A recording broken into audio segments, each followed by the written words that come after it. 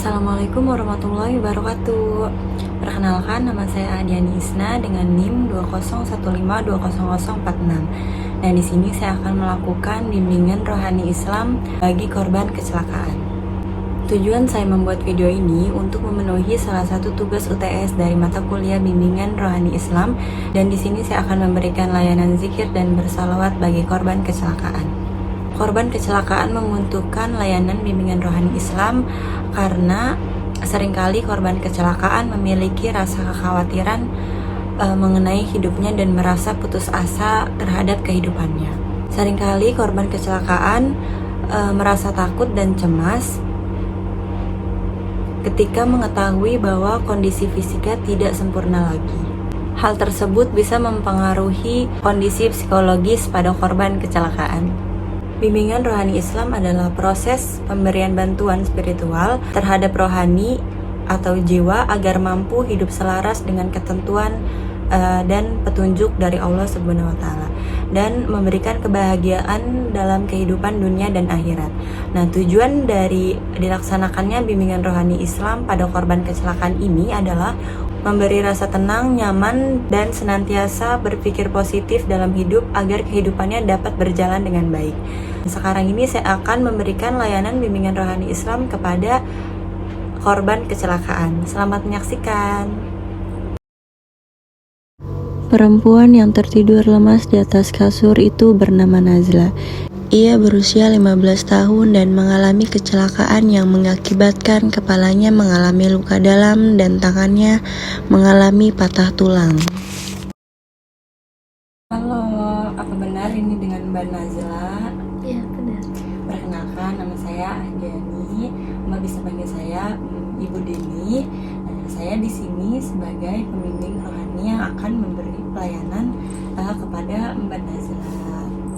Apa sebelumnya Mbak Nazla sudah pernah melakukan bimbingan rohani?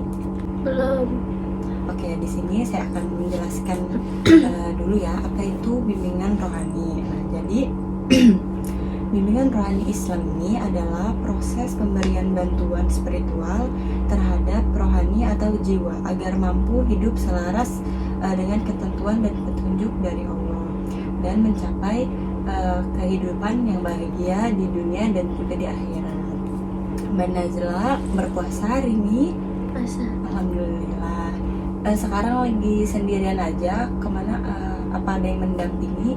Tidak ada. Sendirian. Oh, sendirian aja. Oke. Nah, baiklah Mbak Nazla. Di sini saya akan memberi layanan zikir dan juga sholawat kepada Mbak Nazla agar Mbak Nazla ini merasa lebih tenang dan juga rileks setelah mengalami kecelakaan ini. Nah, layanan zikir dan bersalawat ini bertujuan agar kita tuh senantiasa selalu mengingat Allah Subhanahu wa Ta'ala dan yakin bahwa Allah akan memberi jalan keluar yang terbaik gitu Mbak Nazlanya.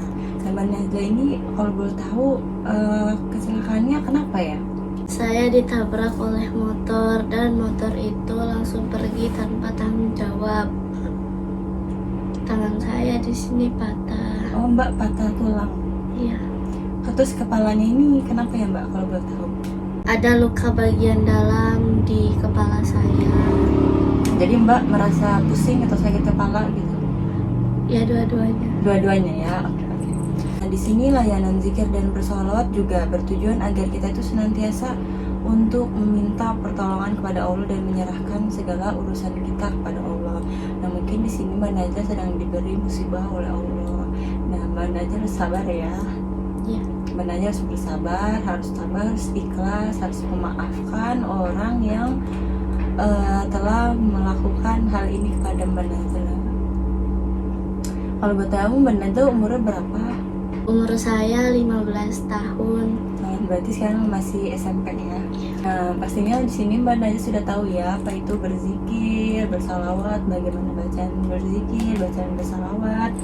Nah, di sini saya memiliki ini ya Mbak Nazla. Jadi ini tuh adalah alat yang digunakan untuk berzikir. Nah, kita bisa bersama-sama memakai alat ini agar berzikir kita bisa lebih mudah dilakukan. Di mana ada ya, di mana ada warna putih aja, oke? Oke, jadi bacaan zikirnya yang pertama adalah, oke Mbak Naza ikuti saya. Astagfirullahaladzim.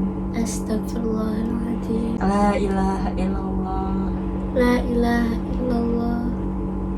Subhanallah wa bihamdi subhanallahil azim. Subhanallah bihamdi subhanallahil azim. Baik, ulangin Mbak. Astagfirullahaladzim. Astagfirullahnya dibaca 3 kali. Astagfirullahaladzim. Astagfirullahaladzim. Astagfirullahaladzim. La ilaha illallah. La ilaha Illallah. La ilaha illallah. Subhanallah wa bihamdi subhanallahil azim. Subhanallah wa bihamdi subhanallahil azim. Subhanallah wa bihamdi subhanallahil azim. Subhanallah wa bihamdi subhanallahil azim. Begitu ya Mbak Nazla, kira-kira bacaan zikir yang nantinya Mbak Nazla membaca setiap harinya agar merasa lebih baik. Nah setelah itu ada bacaan sholawat seperti Allahumma sholli ala sayyidina Muhammad. Bareng-bareng ya Mbak, 3 kali. Allahumma sholli ala sayyidina Muhammad. Allahumma sholli ala sayyidina Muhammad. Allahumma sholli ala sayyidina Muhammad. Oke, nanti bacaannya dibaca setiap hari ya Mbak ya, di setiap waktu luang dibaca, dan semoga menjadi amal ibadah dan juga Mbaknya akan merasa lebih baik. Gimana Mbak perasaannya? Sudah merasa lebih tenang? Sudah, alhamdulillah. Alhamdulillah. Oke Mbak, baik. Mungkin segini aja bimbingan rohani yang saya sampaikan. Semoga Mbak Naza cepat sembuh. Amin. Semoga diberi ketabahan dan Amin. juga kesehatan. Amin. Dan juga kesabaran. Saya pamit ya Mbak ya. Terima kasih atas waktunya. Ya.